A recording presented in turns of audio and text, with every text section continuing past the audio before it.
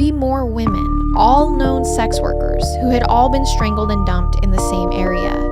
They were soon identified as 31-year-old Marcia Chapman, a mother of 3, 17-year-old Cynthia Hines, and 16-year-old Opal Mills. Chapman and Hines had both been weighted down by rocks, and they also both had small pyramid-shaped rocks with sharp-pointed edges lodged inside of them, wedged so deeply and firmly, in fact, that they required surgical removal by the pathologist at autopsy.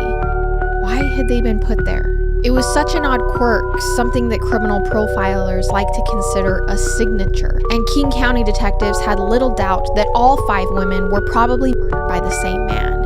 And although Wendy Caulfield's and Deborah Bonner's deaths had not been reported on,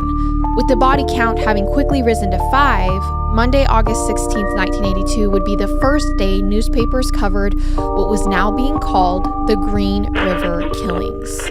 Now, the Seattle-Tacoma area was no stranger to serial murder, an age-old phenomenon that had only just been given that name in 1982, prior to which the term serial killer had yet to be coined.